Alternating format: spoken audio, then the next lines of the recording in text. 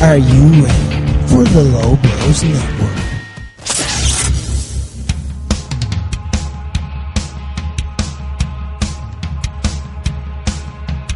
Every Wednesday on the Low Blows Network, the Low Blows team are at hand to break down, analyze, and make fun of all things pro wrestling.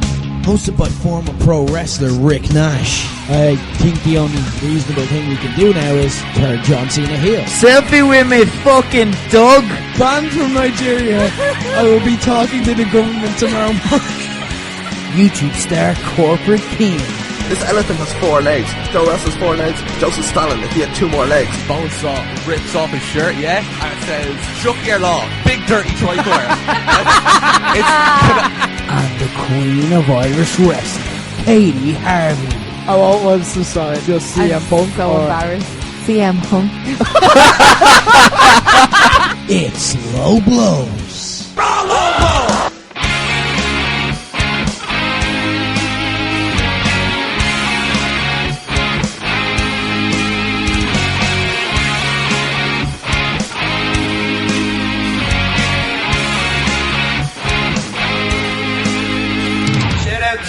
Keitel, who got on to us and said this in earlier in the week. Guys, apologies about the sound quality, we'll be back to normal next week.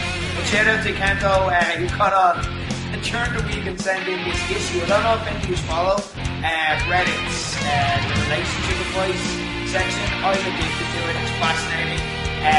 But there was one that, as we get kicked off there, on another listen of all those, written as Katie Harvey and Corporate Kid in the house as always. I wanted to get your thoughts on this because you two guys are both in relationships, Katie, within wrestling, and Corporate Keen, like a very wrestling-centric relationship as well. So I want to get your thoughts and maybe even your advice on this because it's a problem that actually relates to two wrestlers. So the problem goes as follows. I, 28 male, feel like my girlfriend, 24 female, is a bit self-centered when it comes to our wrestling careers. We've been together 8 months, completely madly in love with each other. No issues except this one thing. We are both professional wrestlers. We met through the business and both take it very seriously, but I feel like she only really cares about her career and not both ours like I do. We tend to work the same shows and afterwards she'll ask me for feedback, which I give her in good detail, and she'll break down her whole match and ask me to critique it. She doesn't do the same for me. The most I get is, yeah, it was good, but what about when I did this part? When it comes to training, she really only ever wants to go through her stuff. I have to really push her to work through the stuff I want to practice. We'll send each other videos of stuff we want to do, and she will rarely watch any I send. I don't think she does it on purpose. She is passionate about professional wrestling. It's her whole life, and she gets very wrapped up in it, which I think is awesome. But here I am trying to push her to be the best, and I kind of want her to push me back. Other than this, I think she's perfect in every way. I just don't know how to broach this. I've tried saying, do you mind if we focus on my stuff today? And she gets really defensive, takes it personally, and refuses to work with me. TLDR, both me and my girlfriend share our passion, but she only seems interested in helping hers rather than us both working together. So guys, really interesting thing. Very hard to hear it and not think, yeah, but who is it? But as we get kicked off, Katie Harvey, have you ever come across this before, like with pro wrestling couples, or what situation? And if someone was collaring you in the gym with something like this, what would you kind of go over? I want to get actual thoughts on this. My actual advice here in this case: never work or train with your boyfriend or girlfriend ever. Me and Phil do not work together. Right. We do not train well together. Right. Obviously, he helps me loads, but when it comes to actually physically training, we just don't click. And but it's like I don't click with other people in the gym training. We would just never be each other's go-to partners, just for whatever reason. And I think because when you're in a relationship, you do take everything a little bit more personally. So someone could give me feedback, and I would take it on the chin. If Phil gives me feedback, I'm like, but why does this hurt so deep? Do you not love me? I just think there's too many emotions there. I think there's just too much. And what'll happen is it'll start coming up over the dinner table, and it'll start coming up in other areas. And wrestling is such an all-consuming thing that I would seriously recommend when it comes to training and stuff, drawing a line. Whoa, yeah, okay. Find a training partner who is not your boyfriend or girlfriend. Right, that's very interesting. Okay, Corporate Keen. In terms of I know you can't, that's very real advice, and now I'm just throwing it onto you. Yeah, how would you find it? What the yourself. fuck's why are they worrying about each other's careers? Do you know what I mean? Like, are they a tag team? No. So why the fuck do you care what she's doing? Why should she care what you're doing? You're not her. Why the fuck? You can break up in it like tomorrow. You know what I mean? I don't get it. I genuinely don't get it. Is that what wrestlers in relationships do? Are they like, they have to look out for each other? Do you not look out for? Are you and Nicola? Like, do you not? Like, If we were both wrestlers, Nicola would not look out for me, and she shouldn't. Why should she? Like, she's not me. You know what I mean? We're different people. Like, why? I don't get it. I do not get that at all. No, look, I think the support thing is important. She should be supporting them. They should be able to talk about wrestling and stuff. But when it comes to actually training and working out, like, I think it's healthier to find a training partner that's not your partner. Okay, really interesting answers. I didn't expect that level of depth. Like, guys, we're starting off deep here, guys. It's an important show and it's a busy show because we want to talk about Irish wrestling. Very interesting turn of events on Sunday. Fight Factory, episode 11 is coming up. New venue and a new kind of look and a new attitude for Fight Factory. Bit of a twist at the end. A lot of people kind of upset. We're not really used to this with Fight Factory where people are kind of like legitimately emotionally affected leaving a show. Long story short, we'll explain more later, but there was a twist. More than hype. We're not. They acted out. Something happened. It's left Club Rock Shandy very dishevelled.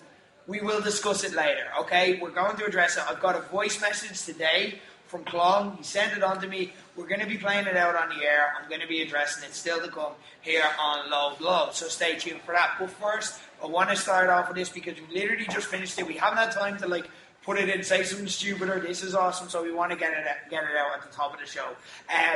Debbie Keitel, congratulations. We've literally just watched her WWE NXT UK debut. Fantastic stuff. The best part about it though was I thought she got an entrance. She was facing Rhea Ripley. Rhea Ripley entered first. She did her big thing. I didn't know if Debbie was going to get an entrance. I didn't know how they were going to present her. She looked like an absolute natural though, didn't she? She got destroyed in like 2 minutes. What are you talking about? Not always it was Debbie, yeah. Now I know what Keane's thinking. Keane's thinking, just these listeners. I mean, I'm just saying, no, it was actually Debbie. I'm not and it was also when we were all watching, we were all gathered around the phone as well, and it was that buzz, that anticipation of oh, she's going to go on. And the funniest part was, your man that works in Buskers was coming past, and Rick's just you know the women who tape the thing in here. Look, they're on the screen. And that was so good. It was amazing. Yeah. Katie, had to be mixed emotions for you. On one hand, it's someone who you played a key part in getting her there and training her. And the other, it's well documented. I don't think it's any secret that there's been issues between the pair of you. How did it feel seeing that? There's got to be both. I'll give a real story. I remember that, a lot of people, well documented, we don't have to get into it, but Sheamus had, a falling out with Irish Whip Wrestling before he left, and then he debuted on WWE shortly afterwards, and it was very bittersweet seeing it, because there's a part who's like, oh, that's my old friend on WWE, that's cool, but obviously there's that bit of tension there too. How did it feel for you? There must have been a lot going on. She called me a has-been on Twitter and got a lot of likes. I was one of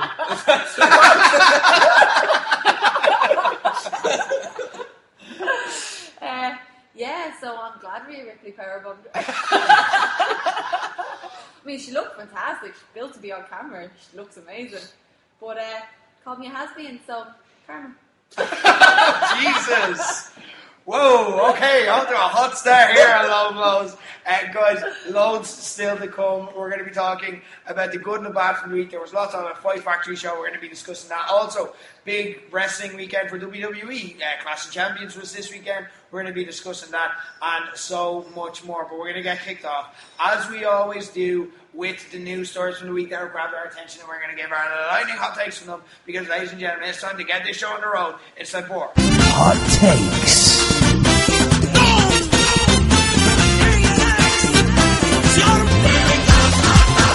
hot takes, news stories from the week. What's been grabbing your attention, Corporate King? My hot take is that I may have found a new favourite authority figure in wrestling. Okay, so Okay, for those right, of you, right. I'm ready for this. Okay, right. Right. This isn't going to end well. What? You seem real embarrassed. Oh, yeah, Rick's going to beat me up. Rick's going to beat me up because he's a GM. Just realise that. So Yeah. Rick's going to beat me up. Yeah, that's where you're at the Fight Factory show the weekend. Yeah, no, that's who else all. have you seen? Oh, I was talking about Rick Nash. That's exactly what I was talking about. Okay. That was such a good. That's my hot take. I didn't do much. So Right. Okay. So my favorite authority figure came from a video on Twitter yesterday. I was on Twitter yesterday. It was a video. You might have tweeted about. You might have been in it somewhere. It was a documentary that Be Cool shot. You were in it. I'm sure you were in it somewhere. That's. But there was, there was probably two authority figures in it. You just you were somewhere. Okay, so not even your favorite Irish authority figure, and there's only two. I'm your least favorite Irish authority figure. Well, really small category, and the one you personally know and hang out with every week, but still your least favorite. Look, I think you're better than Andy Thompson. That doesn't count. I don't accept that. That was a nice compliment. He is a commentator now, not an authority. But he was an authority figure, and I think you're better than him. Kind of. No, go on, no. But over Joe, Lord knows Joe doesn't get enough credit. Let's give some credit to Joe. Okay, I will. No one ever says anything nice about Joe. Okay. Be Cool's documentary. Have you both seen Be Cool's video that he put out yesterday? Repeatedly. Oh yeah, I watched it more than once it was just. I'm sure you did. I might have been taking notes. No, right. So first of all, it was funny as fuck. Be Cool basically went up to Joe's office and was like, book me for... Well, he wanted a title shot at first, and he was just told no. So he's like, right, but you're booking me for Belfast? No. Yeah. And what I loved about it the most was just it was a different type of authority figure. I know, people are saying this is just Joe being, real Joe. But what I love about it is that it's so unique. It's just so, I want an authority figure that's this honest and this kind of, straight into the point. So basically, Be Cool was asking, why haven't I booked Joe partner? And it's but I need to be booked. I got smashed around by true pros in 20 seconds. You did. People think I'm a jobber now. You are. The wife left me because of this. Yeah, it was coming. It was just so, and he was on his laptop, he's even looking, and it's William Regal's not a good example because I love William Regal and Drake Maverick, but on Raw and SmackDown, and there's general managers coming out and they're doing all this dramatic, a wrestler storms into their office and they're like, well, you were wronged by this person and that person, so we're going to set up this and that and everything else. I know it's just this lad's fighting this lad. It's am I booked? No. And then it's what? Name 3 reasons why, 3 reasons why I'm not booked. You're out of shape, your gear is shit, you curse my shows and tell you not to. Yeah, it's okay, 3's enough, there you go.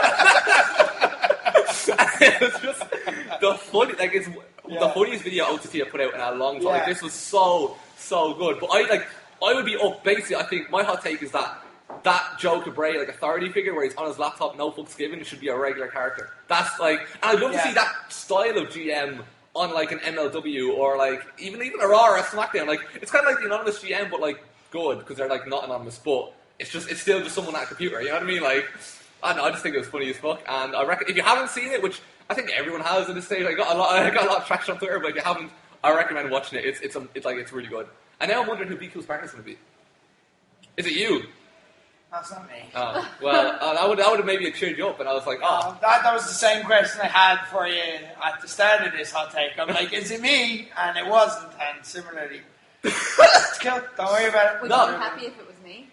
No. Oh.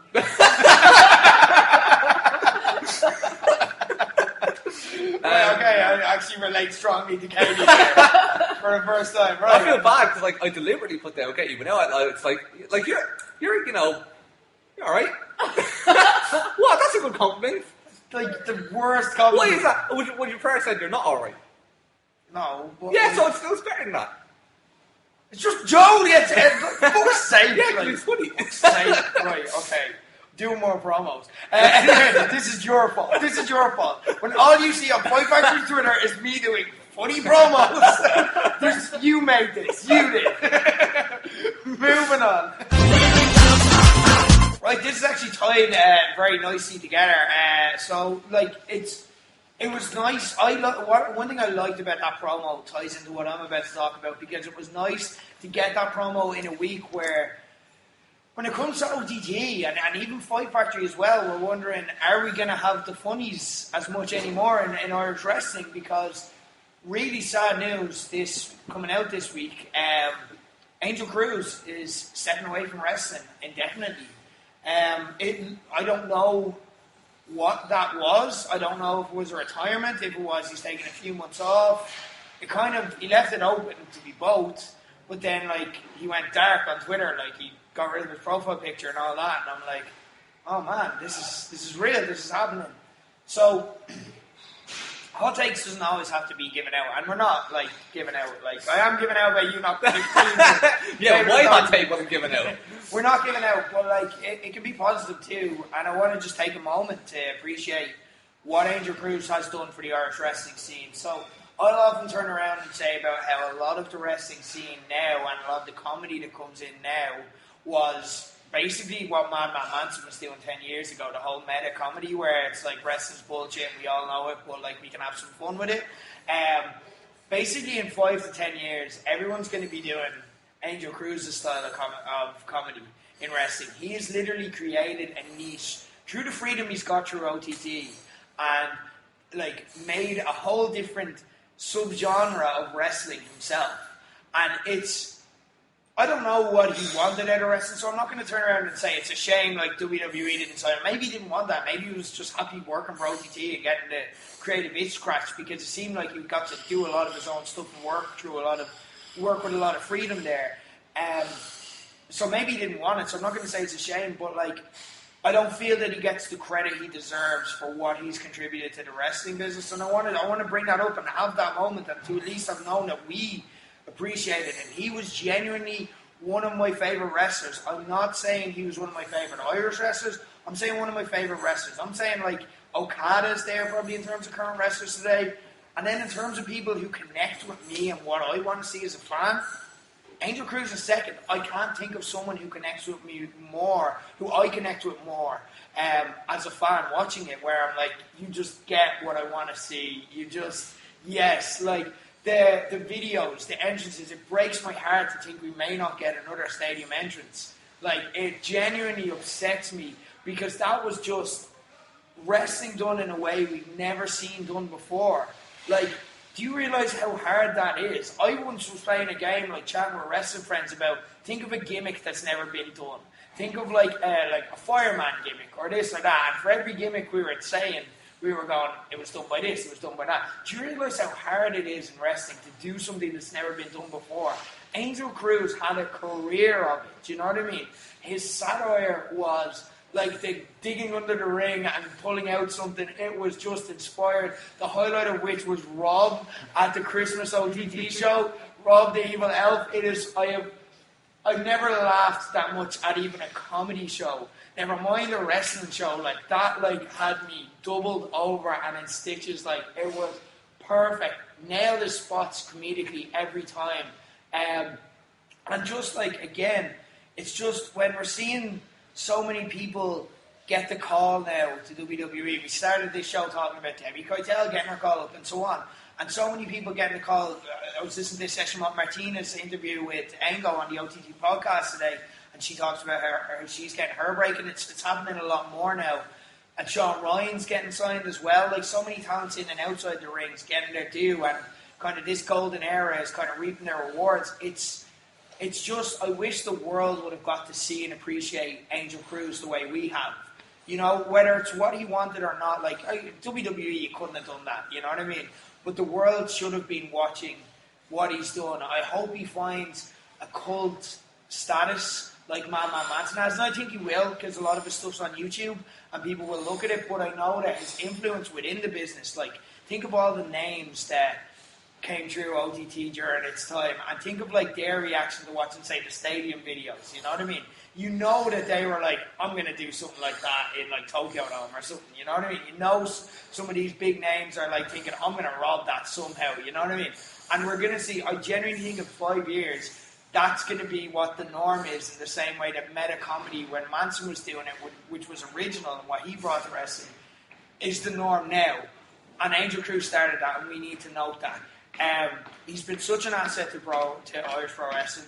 Really nice guy as well.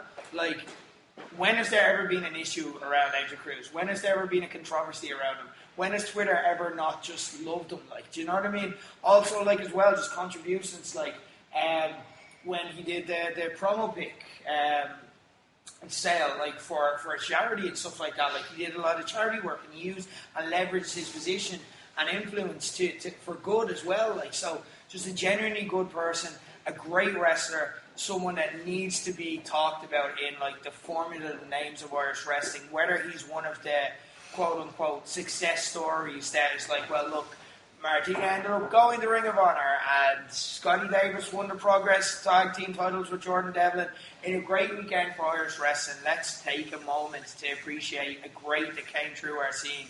And I hope it's not the last one. I really hope it's not. And I think we need to just have a moment to remember that. So, any other thoughts? Like, Angel Cruz is and I mean this, like, the funniest wrestler on the planet. Like, when it comes to his matches, I'm always laughing no matter what. I've never seen an Angel Cruz match that didn't make me laugh at any point. Like you look at the Joey Ryans, the Orange Cassidy's, people have these massive names for comedy wrestling.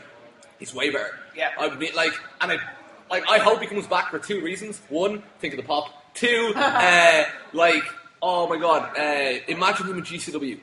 He's perfect for GCW. I need him in GCW. That would be like the ultimate like perfect mix. And yeah, like he doesn't need to go WWE. You know what I mean? Like I don't know how that would work over there. You know what I mean? But he's the ultimate. Like there's a whole you kind of said there's a whole world of wrestling fans that need to see Angel Cruz. Like I hope he comes back. But obviously, you know, him being happy is what's most important. Yeah. But as a wrestling fan, I hope he comes back at some point. He's like. You know, he's the centre of the Corporate King wall, like, you know what I mean? Yeah. He's literally one of my favourite wrestlers, so yeah. Oh, he's dead. Five-man tag. Like, that was wrestling, a section of wrestling peaks that day. That's my favourite Tivoli match. Still to this day, my favourite match that ever happened in my life. It's generally like, if we're putting together this, and I don't tend to do this, but like, you're talking, that's probably on my top 10 list. Yeah, ever. Matches ever. Yeah. Like, a masterpiece. You know, and Angel, like, you look at that and you look at the rest of his work, we don't know who plans what, we don't know who teams what. But when you look at that and you look at the rest of his body of work, that's his fingerprints all over it. Like, that match doesn't happen without Angel Cruz. Do you know what I mean? And Be Cool as well, like, but Be Cool's still around, so we'll pay homage to him, hopefully way in the future, because he's got a long career ahead of him, you know what I mean? But, like, go ahead. From somebody who worked with him as well, like, backstage or something one of my favourite matches I ever had was with Angel Cruz. And I don't, like, it's a match that, like, not that many people saw, but I loved it. It was from the first Contenders. I don't know, did you see it? I would have, yeah. It was me and Justy versus Alonzi and Angel Cruz. And it was just one of the funniest spots I've ever been involved in, where I was just goading him into hitting me, like calling sexist for not hitting me, and eventually he punches the head off me. Team Crit throw the jackets over his head, like pushing the photographers to the camera door, like usher him out of the ring. Like, that was all him. And he said that spot to me, and I was like, oh God, like, how do you even think of stuff like that? That's genius. That's tying my character, your character. I've never seen it done before. It's so fucking funny. And like, I always wanted to wrestle him again after that, and I never got a chance to, and I'm snapping, because like, he's so good. So good.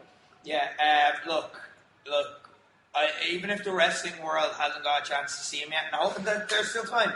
6 months he could get the itch. A lot of people leave, and then they kind of, they're like, I missed this. So this scratched a weird itch in me that nothing else can do. So look, I hope if it makes him happy that we'll see him again. But the wrestling world needs to know Angel Cruz. If you listen to this for WWE and kind of fast forward through the Irish stuff, this is a name you need to pay attention to. Go down to Angel Cruz YouTube rabbit hole tonight. Even if you know him, just rewatch all this shit again. Speaking of YouTube, if this means that Tennings coincidentally has more free time on his hands to make a video, like, I mean, I'm just saying, like, that would also be very fucking cool. That's my opinion, I don't know. Right, anyway, look, positive hot takes. Yeah, there we go. We're 2 for 2 now. Let's keep it positive. Alright, Katie, are you able to keep us positive? I am going to take a positive spin on this. The Mat Slappers controversy. Oh, yeah. Right, so a lot of people may not know this. So here's the context. It kind of blew up last week on a place that I really should stop frequenting, boards.ie. I don't even have an account. I got banned years ago for spamming shows. How are you banned from boards, but I'm not? Yeah, you're way nicer than me. I'm banned from boards, like. How am I not banned? What the fuck? And they just said, like I remember posting the shows in the Irish Wrestling Thread, and they'd sent me a private mail being like, this is not what this is for. And like banned me, and I was like, okay, I just thought here's some Irish wrestling fans, and here's an Irish show, but like, fuck me, right? But you're not still salty about it already. Not at all. You've forgotten about it, like. But I do still lurk there occasionally because, like, one cool thing about the internet is there's lots of instant feedback about shows, which is nice. And it's nice to kind of, like, keep a pulse on what's going on and what people are thinking about shows and direction. Yeah, I don't get that from boards anymore. A few people took offence to the OTT front row, which I personally know probably all of them at this stage. Lovely group of people, amazing group of people, and really add to the show. And not in a like making themselves performers kind of way. It's really nice to make an entrance and see them lose their shit. It's really nice to like hit something and have them pop. You know what I mean? It's what wrestling's about. It's about making people react and they react. And I just think like, how are you so bitter and angry about how other people enjoy wrestling? And why do you even care about how other people enjoy wrestling? Like, you can sit there quietly, watch the matches, and then go write your review. That's absolutely fine. I actually read a lot of reviews of shows, and I appreciate that kind of fan as well. I appreciate I'm doing air quotes, by the way, this is a podcast, the Mat Slapper fans. I appreciate the fans who wander into a wrestling show and have never seen it before and are just bewildered by the whole thing. I think there's scope for lots of different fans once they're there to enjoy the show. And just honestly really upset me to see how personal they got about the Mat Slappers, because at the end of the day, they're not part of the show. I accept that I am part of the show, and sometimes when I look on boards, when I'm in the Irish Wrestling Forum, I'll see things about myself, criticising my matches and all. That's fine. I've put myself out there. It's mostly Keane. Yeah, I was going to say, it's all me. You know, I've just built up a wall. He can't hurt me anymore. I understand where you're coming from. We're going to need to create a support group for Keane. I actually already have one on there. Yeah, so I just thought there's no need to get personal. They're not part of the show. And as someone rightly pointed out, they might see this and have their feelings hurt, and that's exactly what happened. I just feel really bad that they're made feel embarrassed or sad about reacting how they want to react. And I just hope at the next show that I see them there in the front row, slapping the mat, cheering, enjoying themselves. Even when you think of Sean Ryan's videos, the shots of the crowd enjoying themselves, that makes it like, that's what sells the OTT atmosphere to everyone else. Yeah. To the people who aren't in Ireland and don't get to live shows. Yeah. That's what makes... Do you ever watch a wrestling show, right? And you see it live and a match is deadly, and then you watch it back on VOD and it just doesn't translate because of the crowd. I don't think OTT really has that problem. Because the crowd are so animated and loud and involved, it translates really well. So while they're not part of the show, they're an asset to the show. And like, just let people enjoy wrestling how they want. And as well, like, picking up on that point, like, because of them, they get like, so there are a few things that make wrestlers wrestle. Like, the difference between collecting a paycheck and having a 5-star match could be A, how well they were treated by the promoter, were they put in a nice hotel, were they given this, that, the other. B, creative freedom, that kind of stuff. The locker room atmosphere as well, if it's a place they like working, if it's a place they feel like they're being supported. D, the crowd. That's very important, and the atmosphere. And I think we've got a lot of, like, we've got really lucky with imports and coming over and making our guys better by wrestling them and teaching them and taking time and actually caring about the product. A large part of that is because of the audience, and like when you think of the OTT audience, you think of the mat slapping as like a fundamental thing that makes OTT original. So I'm not going to say that like you have to like it. You don't. You can have an opinion. If you want to bitch about it with your mates, then go bitch about it. You're allowed to have a bitch or not like things. No one's saying you have to enjoy this as well. But like again, it's when you get personal. It's like don't treat these people like they're wrestlers. They're not like fair game to comment on. Like you said, you put yourself out there for it. So similar to myself, you know what I mean? Like if I'm doing GMing and stuff, people have opinions. That's fine. I have, and it hurts and it's shit. Like when you get it, like, but I have to accept that. You know what I mean? But these guys haven't. They're paid into a show, paid more. They're in the front row because they waited for fucking hours in the queue.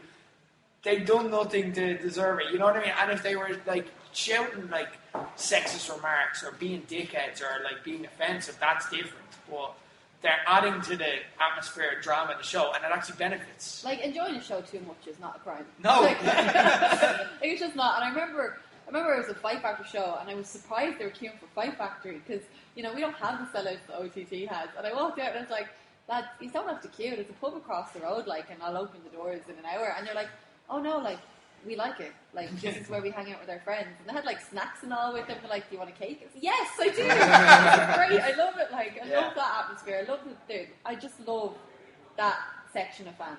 And, like, I just hope they're not put off or feel embarrassed or they're being watched. Slap the mat in defiance at like the stadium. Like keep like slap it for completely like irrelevant, like just like minor moments in the show. Somebody hits a very basic like clothesline or something, just like lose their shit. You know what I mean? I'm gonna do that anyway. Fuck it. Keane, what's your thoughts on mat slapping? I think so, yeah. Right. Yeah, no, I love all the people that do it. Yeah, again, like, I know them. Like I'm in front row as well. You know what I mean? Yeah. I don't really slap the mat an awful lot. I don't because. Yeah, like I always feel what you do. and I always feel self-conscious being there. I don't know, like that's just how I am, like in general. Yeah. But like, no, I love it. Like, could you imagine Devin Walter won without any mat slapping? Could you imagine, like, just like yeah, it'd still be a great atmosphere, but just it does. It's like a cherry on top. You know what I mean? Like, you can't not have like fucking Linus shout out. You know what I mean? Like smacking the mat and like all that cool shit. I love it. I love it. I love all of it. Yeah, I love your idea though as well. If there was someone who wants to become a mat slapper, but they keep slapping at the wrong moment, they're just all beat. It's like boom, boom, boom. No, stop. I tried to think of an example, but it was just like a really like the awkward mat slapper. Yeah. He runs up like, oh no one else, just me. That'd be gas. Alright, anyway, look, that was a very Irish themed. It's an Irish themed show this week. It's been a big week for Irish wrestling. So let's talk about the rest of the world and let's talk about the good and the bad in the ring, starting as always with the bad, because ladies and gentlemen, it's time for Say Something Stupid. Say Something Stupid, worst of the week. In at number 5, one from New Japan. I'm going to sound like such a spoiled brat fan here, but I just think this year, and I understand the reason for it again, it's just grating as a fan. Like, I don't watch all the New Japan shows. I don't watch the Road 2 shows and stuff like that because it's just a lot of generic tag matches and so on. But I do watch like the main shows. Well, are you going to spoil results of any of the Destruction shows? No. Okay, cool. No, I'm not. No. So I watched the Destruction shows at the weekend. In the main event, and this isn't in any way a spoiler at all, in the main event was Hiroshi Tanahashi against Zack Sabre Jr. You may remember this match from 4 other shows this year. Alright? It's like they do this a lot these days, and I understand their roster is depleted and they're rebuilding and stuff, so I get the reasoning for it. This is why it's number 5. I don't want to come down too hard on them, and especially like it's Tanahashi against Zack Sabre Jr. That's a good fucking match, and they paired off, and that's where the rest. They kind of did this with Naito and Ibushi as well, where at the end of it, I said it on the show before, Kevin Kelly is like, let's never watch that match again. And I'm like, I feel you. I've seen that match a lot, and they're like, in that case, it was because they were doing such risky moves, and it was scary, and it became reckless at times. But with this, I kind of feel the same. It's the 5th match they've had this year, and they were all high profile. They had a match in the New Japan Cup at Madison Square Garden, in the G1 at Royal Quest just a few weeks ago, and now they're main event the first night of the Destruction Tour. And I'm like, I get that you need main events, but man, just put anyone else in there.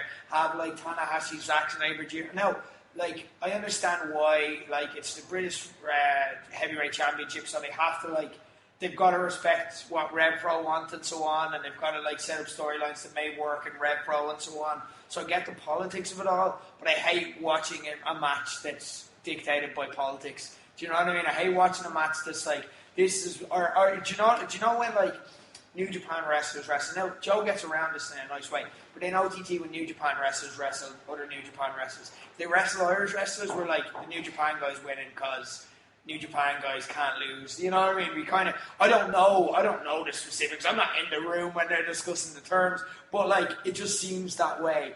And that feels like booking for politics. Now Joe gets around this by putting them together, so you don't know who's going to win. So that's fine. I don't mind that as much. But anyway, like with this, it's just like the 5th time I've seen this match in a big match environment.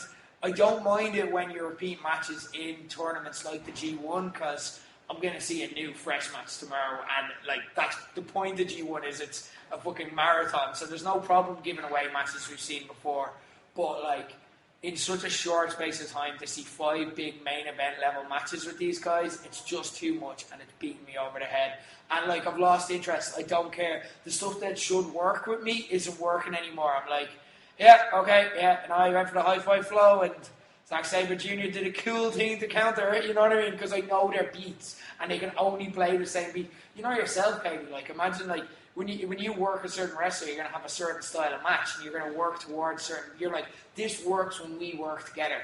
But you can't replicate, like, that, you're not going to do the exact same spots, but you're going to do twists of the same concepts, because that's how your characters gel, do you know what I mean? And that's what they're doing, and it's washing over me now. And I'm watching it like, why am I pissed off watching Tanahashi, Zack Sabre Jr.?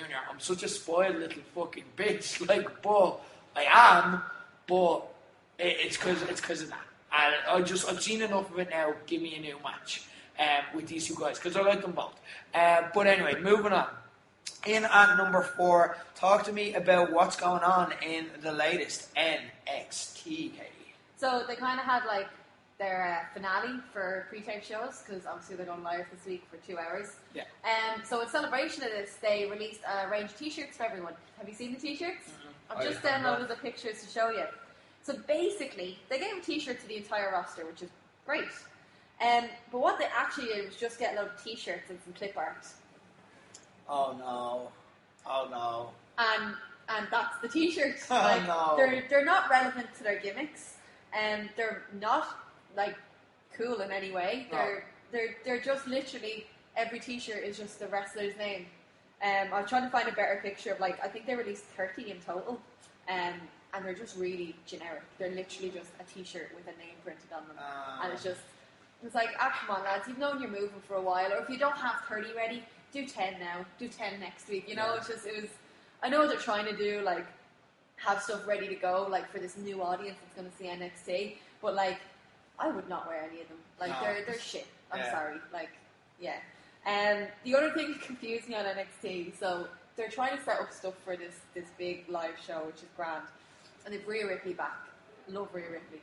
And she's like a proper challenger for Shayna Baszler now. But they had a match on this week's NXT, and it's alright, like, it was good. Before the match, Candice LeRae was given out to William Regal about the women's title and Io Shirai and all that. And he basically just said, look, if Rhea Ripley wins her match tonight, I'll be putting her in the title match as well. I'll make it a 5 or 6 way, whatever. And then the match happened with Rhea and Shayna Baszler, and I get the feeling that no one told Rhea Ripley that William Regal had said that, because she got herself disqualified.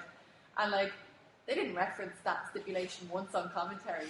Literally, they played the vignette of him being, like, really ominously like, oh, I might have to add Rhea Ripley to this match if she wins.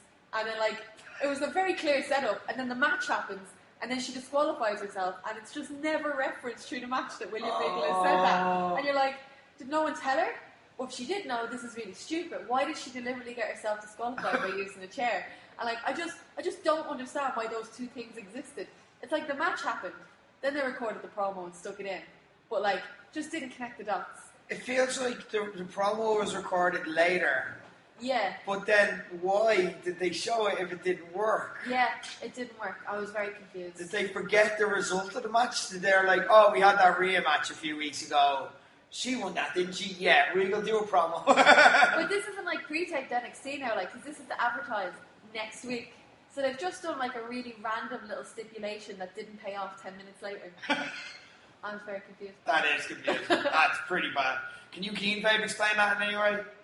Well, yeah, she wasn't told that what was on the line. It was, I think I remember, it was backstage, wasn't it? Yeah. Yeah, so how was she meant to know? She was probably getting ready or whatever for a match. I think they would have sent her on WhatsApp or something. Well, who would have? I don't know, did not have a group chat? Just doesn't mean they're going to tell her. They might have just assumed she already knows. She's stretching. She's getting ready for a match. Put her It's phone in her not, bag. but if you're another woman on that roster, particularly with the ones in the match, why would you tell Rhea? But would William Regal not tell her? Well, no, because it's not for Rhea, it's just for himself. Like, maybe I'll add her, you know, He's if she just wins. thinking out loud. Yeah, that's essentially what it was, though. He said it to Candice. He was like, if Rhea Ripley wins to make this fair, I'll have to add her to the match. Yeah, but again, that's for his own kind of... Like, Rhea doesn't need to know that. Because he assumes that Rhea's going to go out and try and win anyway. You know what I mean? So her knowing that isn't going to, like, change anything. Well, it would, but, like, he wouldn't know that. He's convinced me. Yeah, he's convinced me. Sometimes stips don't work out. Sometimes that's actually very realistic. It's like, you know what I mean? If you win this match, you're getting at it. Oh, well, you didn't win. we need more of that in wrestling. Yeah. We need more of that, because now it's like, it's really obvious that Rhea's going to, oh no, she, what? But like, I'd actually be okay with that, right? If commentary had even played it up, or been like, you know what, she wants to kill Shayna Baszler so badly that she's willing to give up her title shot to just beat the shit out of her with a chair. But to have it and then not acknowledge it, not play off it, and not do anything with it directly afterwards. Okay, you got me back. I'm to and fro here, guys. Really good stuff. In the number 3, one from Raw. This was ridiculous. And I hate putting Becky and say something stupid, but sorry, Becky, you're going in this week. I apologise in advance. But it's not all on her either. It was just a poorly conceived idea. So Sasha and Bayley are wrestling Nikki and Alexa.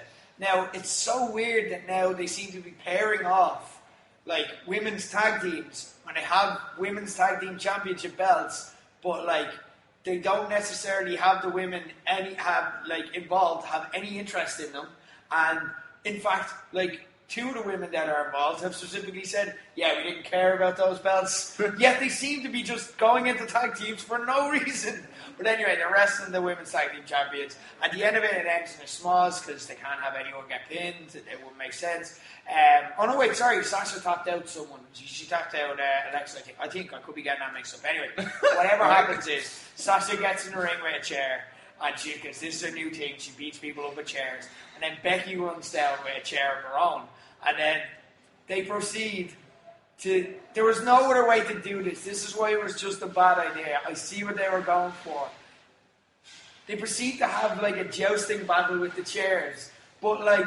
That works in a movie where you get loads of opportunities to tape it and edit it from angles and stuff. It doesn't work when you're live in front of a ring because it's like, right, now both swing to the right and boom, and now swing to the left and boom, and it looked like a cheerleading dance that they were doing. Chairs, like, I imagine they're like heavy or something, right? Like, yeah, but they both just swung in the same direction.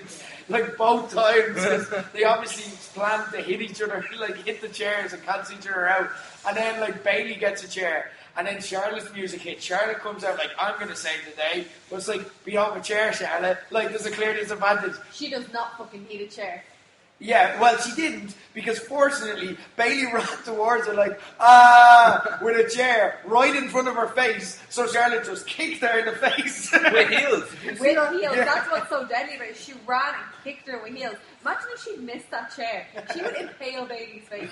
Why did Bailey run towards someone with a chair in front of her face? To attack her! What was the strategy? No, but you have the chair above your head. I understand that they had to do it that way because that was the way the spot was meant to be. But why would you run to someone with a chair in front of your face? You're impeding your vision. Like you can't see. Yeah, there's a chair in front of your... Of course you got kicked in the face. Of course you did, because there's a chair in front of it. I've done that chair spot before, and it absolutely does not work live. I did it with Valkyrie in Belgium before, and like when you swing and hit the chairs, that's when they become really heavy, and they kind of send like little shockwaves up your arms. So then you don't want to swing it hard, so then you just like gingerly tapping the chairs off each other. And it just looks awful, like, awful. It was so bad. But anyway, it was not the worst thing of the week. In at number 2 from SmackDown. I think I'm the only one on the planet that's sad that the Randy Orton Kofi Kingston feud is over. I think you are, yeah. Remember I was so optimistic a few weeks ago, and I was like, this match that you didn't like is just, it's just a feud starter, and they're just going to go, like, from strength to strength from here, and they're going to have that epic match. I actually didn't watch Clash of Champions, so I don't know if they had the epic match, did they? No. It was good. Like, it wasn't like unreal. But it's grand. Like, I liked it. They didn't have their one fan. The one person excited about it didn't watch. Yeah, I know. Sorry, guys. There was a lot going on this weekend. To be fair. And so they kind of writ it off with another 6-man tag on SmackDown. That was grand. Like, I really enjoyed it. And then it's kind of come to that point where you're like, okay, Orton's done, like, who's going to face Kofi now? And, like, it's Brock Lesnar. Oh, shit! Shit, spoiler, sorry. Oh, no, yes, it's grand. Yeah, it's Brock Lesnar, and they set it for when they moved on Friday nights on Fox. Yeah. So, like, on that, I can understand that's a big, deadly match to have. Why I don't like it is, it's Brock Lesnar probably going to win the title again, and we're probably not going to have the title on the show for ages, or like very intermittently, which sometimes I like. Keen's shaking his head at me, but I just think Kofi's done a really good job of building the title up and like making it seem like such a valuable thing again, that I just don't want it to go MIA again. I don't mind people not wrestling for it every week. I don't think a champion should wrestle every week, but I think it needs to be visible. I'm shaking my head because I think you're wrong. I think with that Fox, I think with that Fox money, and then wanting to get that like Fox TV ratings, I think Brock Lesnar's going to be there the whole time. Really? I don't think he's going anywhere. Because not like just for the first short while. I mean, I don't think it's going to be a long reign either. I think it's just to get people to watch. Yeah, but I think Kofi's winning. Fuck Brock. I hope Kofi wins. I hope he's kind of the person they actually put over Brock. I can't see it, but then I've been surprised at how much they put him over since WrestleMania. But if Brock does win, I do think he'll be around. But I'm hoping. I don't want him to be around because I don't want to see Brock Lesnar champion again. I'm bored of it. Well, I mean, you're wrong, but okay. I had this exact conversation with one of the lads in work who's big into wrestling, and I was on your side at first, but I talked to him about this because I'm like, what if Brock Lesnar fucks Kofi up in that match, takes his title, fucks him up, or pissed off, and then he's beating on him after the match, and Big E runs down. Now this is what I was thinking. And then just squares right up to Brock, and Brock just, and then the guy in work was like, Big E's not built up like Kofi. I go, you haven't stepped to Brock. And then you have Brock look at him and go like he's going to fight. And then you have Brock go, he's pretty big. And then just back off out of the ring. And you've made a star. You could build Big E. Like, Big E versus Brock, yeah! And then he had an idea. He just went on a fantasy book. And I'm so happy that I work with people who like wrestling. Because this is what we do all day now. And then he went on a fantasy booking spree. He's like, what if, like, Brock beat Big E for the belt. And then Kofi came back at the Rumble. Alright, surprise entered in the Rumble. Like, he was injured or took time off, whatever. What if Kofi finally won the Rumble with one of his tricks at the end? What if like Kofi got thrown off the Rumble, over the top rope, or landed in a handstand or something? The other guy's celebrating, and then Kofi throws him over and wins the Rumble again. And then you're like, oh my god, that paid off! The Kofi doing tricks paid off. And then we're like, I actually really want to see all of that. I want to see that now too. That's really But cool. then he has to fight Big E for the title. No, but Brock beats Big E. Oh, you know what I mean? okay. Or what if Big E beats Brock? You know what I mean? They Oh, could build Big E, and I think he is the star of the group. Yeah. And I just think when Kofi does lose the belt, it's going to be very hard to go back to the New Day being the New Day they were. They can't really just slide back into that, like... What if there's a split? What if, like, Kofi comes back and wins the Rumble, and then Big E's the champ, and then, like, Big E just doesn't like the fact that he's fighting, and then they have a big split, and then after but the thing, I think you could do that without them splitting. You do whatever way you want. Sucks, man. Who You probably gets so custody of Xavier Woods? What? Who gets custody of Xavier That's Woods? that's the point. Who's he going to side What with? if Xavier Woods then wins the Rumble the following year, and then it's like New Day Triple Threat at Mania? Like he wins a spot, you know the pay-per-view in the middle, like Fastlane, whatever it is. It's like he wins a spot there, so it's like a New Day Triple Threat for the title. Okay, I'm on board with everything we've just talked about, right? But it's staying here until any of them things happen, because it's still stupid if it's just Brock Lesnar taking the title off him and then going back. It's Brock Lesnar, Roman Reigns. That's where it's actually. and if it's New Day, like going back to just being like New Day and like Brock, like they've such an opportunity to make a change. Brock versus Orton. To build someone. Brock versus Orton then. I'd be alright with that. Why? How would? Okay, right. I love Randy Orton. Brock versus Orton. Brock versus Orton. Just said it. You ruined it all. It's so hyped and it's dead. So I have to say there's shit match at the end, so now it's like, Real Keith's bottle. I'm happy. I hope Orton stays with the Revival though, because I actually like that dynamic. Yeah. A lot of good stuff going on. It's interesting heading into the draft, and like this is before wrestling goes mental, which is starting next week, by the way. That's the whole thing starting next week. NXT starting on USA next week. When's SmackDown on Fox? The week after that. No way! And then that same week is when AEW debuts. So this is the last week of peacetime in the wrestling. Man, the hype for AEW has kind of died down a bit, hasn't it? Yeah, this I could have forgotten it was even on. It's interesting. Right, anyway, look. The hype for AEW may be dying down, but after Sunday, the hype for Fight Factory is on the way up. So it's surprising, high five, Corporate King. You put it in at number 1. Let's talk about it. No, I didn't put it in number 1. You put it in number 1. Because I don't think fucking More Than Hype did anything wrong. Yeah. What? Yeah, I don't think More Than Hype did anything wrong. No, Pete, no. Alright, so I'll explain. For people who weren't there and are just seeing fuck More Than Hype on Twitter and don't get it, they're like, I thought we really liked them. They're like Irish heroes. What's going on? Fill people in. Alright, so our general manager across the table from me, Rick Nash, set up a triple trios match. Unreal, I'll get to it later, right? But it was the 03. Pretty good authority figure work, wouldn't you say? Really? Oh, we'll get to it then. Would I say? Okay. The 03 Injustice versus the Mid-Card Mafia versus More Than Hype. The winners got essentially like the Fight Factory equivalent of Money in the Bank on both the tag team titles and the Irish Junior Heavyweight title, right? Fast forward to the main event. The main event is Club Rock Shandy versus the Angel Cruisers for the Irish tag team titles. Club Rock Shandy, ultimate underdogs, everybody's rooting for them. They've even got one of them has their mom in attendance. The support is very real. Everyone wants to see Club Rock Shandy get their moment. It's amazing. Fucking banging match, right? I mean, do I need to obviously spoilers ahead?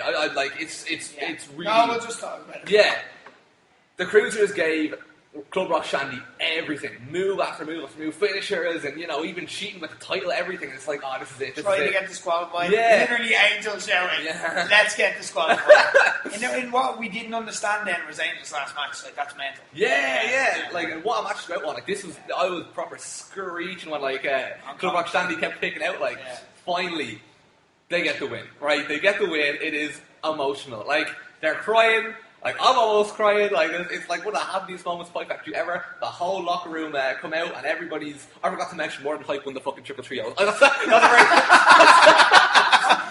a very important element of the story. And as part of that, they got it right. They got a contract for a future tag team title shot and an Irish Junior Heavyweight title shot. Let's not forget about that too. So you know where this is going. They all come out. The whole roster are crying, they're applauding, they're celebrating with Club Rock Shandy. Very happy moment. Out of nowhere, Nathan Martin super kicks Clom, or Steers, I forget which one. And they clear the ring.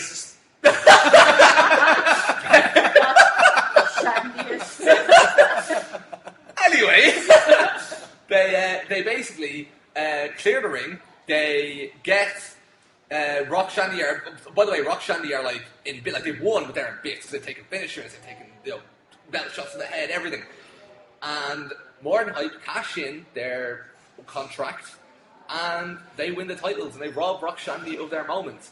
And can I just say, What the fuck is wrong with that? Okay, on commentary, right? I was pissed, but that's because I was a fan in the heat of the moment. I mean, you want Rock Shandy to walk out as champions and soak in the moment because they've earned it, and it's sad that it ended the way that it did for them. But once I left the venue and it all sunk in, they more than likely did nothing wrong. And people are complaining and people are shitting on them. Why? What did they do wrong? What rule did they break?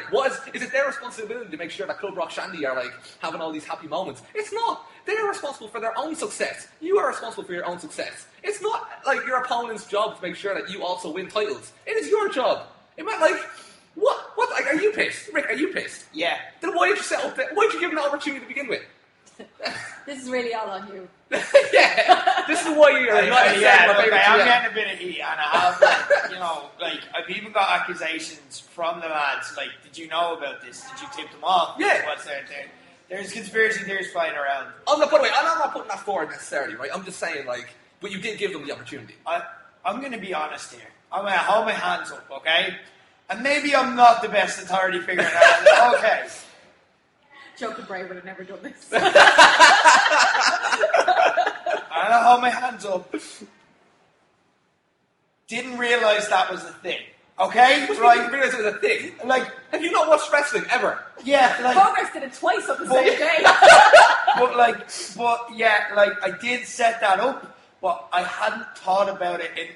What I'm saying is that, yes, I am supposed to be in charge, right. But I didn't think of it as a Money in the Bank cash-in, and then it happened, and then Foxy counted the pin, and I'm like, okay, I guess you can cash in anytime. I never stipulated, so I can't really be angry with the lads. Exactly. They've taken advantage of it, and I did set it up like that.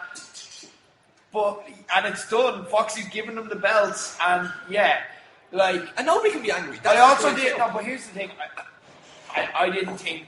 It had the mid-card Mafia one. Mm-hmm. I might have been a bit more aware. And I thought they did, but I'll get that later. As a possibility, but I just didn't think it would happen. I didn't think that would be relevant because More Than Hype they're aware this is the new world we have to live in. Best mates with Club Rock Shandy. Really? Then why aren't Club Rock Shandy in More Than Hype? Why isn't the Club Rock Shandy featuring LJ? Well, they're doing their own thing. They're a trio. Yeah, but if they're doing their own thing, then they're not best friends. Have you ever seen a 5-0 match? What? No, hang on, 5-man tags or a thing. Survivor Series every year. What's the biggest pay-per-view in the calendar? The last OTT had a 5-man tag. Fuck's sake. You mean 10-man? 5-man would be even weirder. No, but look, if you're not in the same faction, you're not best friends. That's just how wrestling is. I'm sorry. I didn't think anyone in that Triple Trios match, except for Justy, would be morally bankrupted enough to cash in. Morally bankrupt? By not breaking any rules. To be fair, no. They broke a moral code. I disagree. I am hot about this. I'm genuinely hot about this. So, I disagree with it, alright? Because, as well, look, they didn't break any rules. You're right in what you say. I don't disagree with it. They saw an opportunity, they took it. Here's where I have a problem with it, alright? And we can say that there was no signs and everyone was shocked. I was shocked. We were, it was a shocking moment. And I think this is one of those instances where sometimes in wrestling, Katie, you'll totally appreciate this. Sometimes in wrestling, when people can do cool shit and when they're really good wrestlers, we just assume that they're these really nice people as well. And we see More Than Hype going around doing funny stuff and being charismatic and so on. That we kind of assumed that they're these good guys. They never do that to anyone, But the signs were there.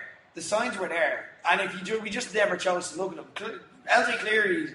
We just pretend the Cleary cartel never happened. He is his own murky past. You know what I mean? We've seen LJ Cleary behave this kind of way before. We haven't seen it from Nathan and Darren, but we're really surprised when Psycho Nathan went a bit psycho. You know what I mean?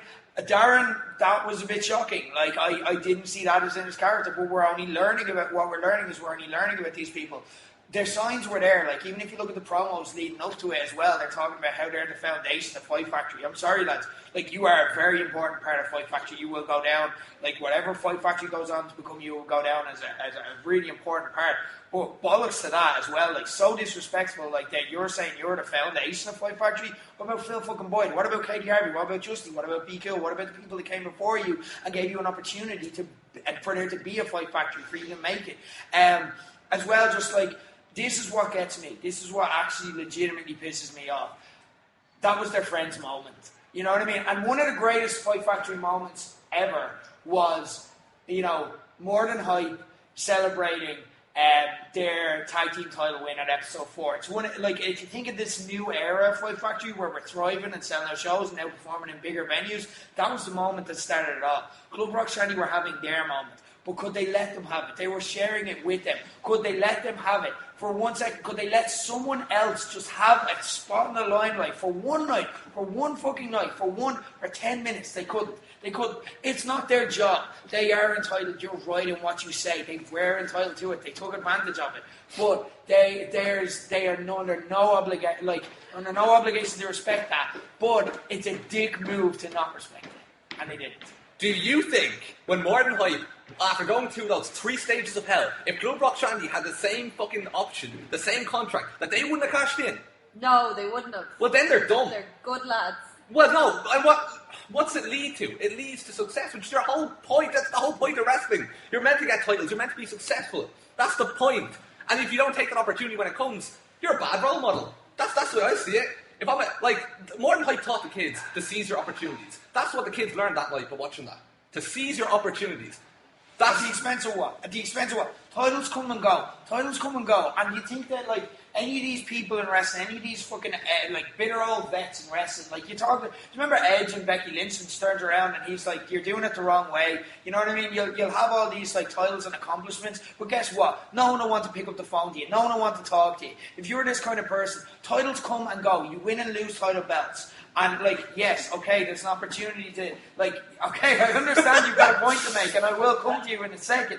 Titles come and go, but, these are friendships. These are, this is an opportunity. You could have just stood there for 5 minutes and let them have their moment. You could have just let them have their moment. You always hear the term there's no friends in wrestling, etc., etc. But there are, because they have each other. There's 3 of them. They already have friends. They don't need more friends. They need titles. They need success. And that's what they got. They don't need titles. They don't need success. More Than Hype are one of the 3 of the biggest stars in European wrestling today, in world wrestling. They're going to get contracts in a few years. They didn't need this. Club Rock Shandy needed this. They needed a moment. They needed a breakout moment. And that's what people wanted to see. That's what everyone there came to see. They paid fucking money to see it. Sorry, More Than Hype. People pay money to see you all the time. And they probably paid a good amount of that money to see you, but they paid that night to see Club Rock Shandy.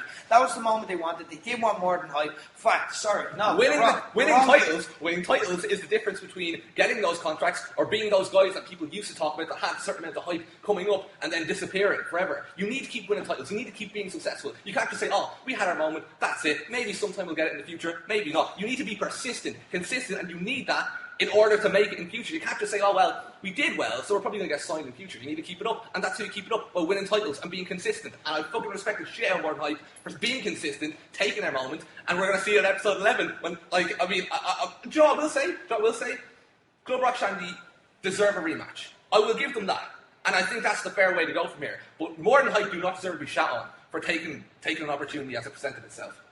Katie, thoughts? I am just hoping this escalates to a WrestleMania type situation where we have you, Rick, in the corner of Rock Shandy and Keith in the corner of More Than Hype. Hype man, everything. Oh my God, you can be the hype man. Legit, More Than Hype, be the hype man. Oh my God. Look, I am very disappointed in More Than Hype. I am sad the way it went down. I'm upset. I was in the ring. They were crying real tears. They were very happy. It was their moment. You didn't see, there was a window above the wall. Every single one of us, every single person on the roster was watching that match, right? And that place erupted when that 3 count went down. Erupted. Everyone legged it down the stairs because we wanted to be there to celebrate with them. Like we've done with More Than Hype. Yeah. Like we've celebrated them. Yeah. And you're completely right. They're little shits. Yeah, look, okay, right, we've given our thoughts. You're just jealous because they have titles and you don't. We've given our thoughts, right? I did say at the top of the show, I said it on Twitter, someone who also has thoughts, and it's pretty relevant because we're not involved in this situation. Clum got on to me. We've been kind of awkward since Sunday because, again, there was no conspiracy here. It was me being the second best authority figure in Irish wrestling. I fucked up a little bit. I didn't explain to them beforehand because I didn't really understand, but I guess you can cash the contracts in. Clum's not happy, and he sent me on a voice message, and I'd like to give him given this time.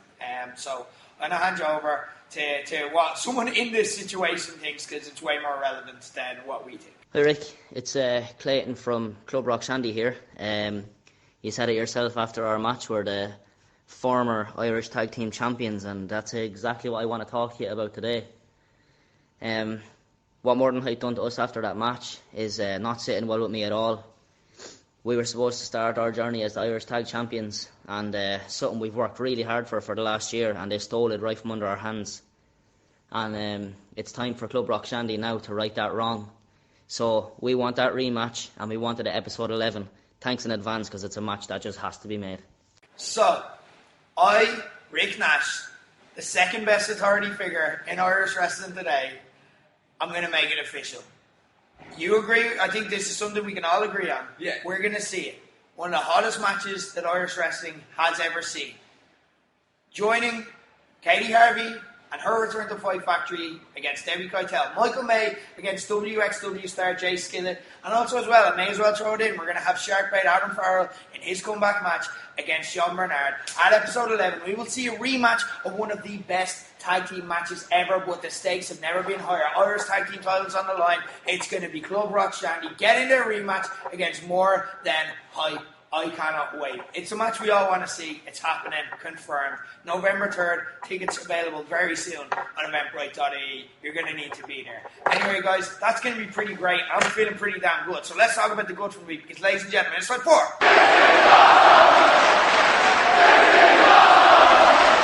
Best of the Week. In at number 7. Jeez, it's been a good week. Talk to me about the good from SmackDown. The Law. The Law is good. That was Katie Harvey. Anyway, moving on. I need to give some context to this, because this was originally in Say Something Stupid for me. And I'm not joking, right? I was teaching a spin class before I came into it. And I realised I hadn't said something in about 60 seconds while I was teaching, because I was so busy thinking about the Law on SmackDown. And there was just a dead silence in my class, and then I was like, oh, speed up! There's an elderly woman sprinting because you were thinking about the Law. Because I was thinking about the Law on SmackDown. And what I mean by the law is, of course, the federal law of America. The Constitution, the policies that they've made that they live by, the government, the police, all that. That's the law I'm talking about, right? No bullshit wrestler's court. The actual law. And I think the reason why I love this is it's so batshit, right? So we've talked a bit about Eric Rowan the last few weeks. Did you know this is going to go into Eric Rowan? Yeah, so Michael Cole has just said what we've all been thinking and just flat out accused him of manslaughter, which is what's been happening. He has legitimately tried to kill Roman Reigns quite a few times now. He talks about it quite openly. Yeah. No, he's just scaring him. So you see, now he's covering his tracks illegally. You know, it was never intent. Exactly. But like that segment was grand. It was a sit-down interview with Rowan, and he's explaining his motivations. But like Michael Cole is just like, this is literally manslaughter. You tried to kill a man, right?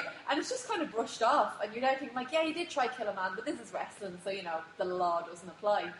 But then we get to the end of the show, and you know what? The law very clearly applies, because Kevin Owens issued a summons to Shane McMahon to sue him, and this is taken dead seriously. This is the towards the end of the show, building a massive feud, and like we're supposed to be heavily invested in the fact that Kevin Owens is suing Shane McMahon. So like on the same show that we're ignoring a manslaughter charge, we are accepting a summons to be sued, and like they're just treated so differently, and it just like. It's like workplace bullying counts in wrestling. But yeah, but like manslaughter doesn't. Yeah, it's grand. Like Roman just isn't pressing charges, so it's like it's grand. It's still something the police would probably investigate on their own, considering it's attempted manslaughter. Yeah, I don't think you can like opt out of if someone tries to murder you.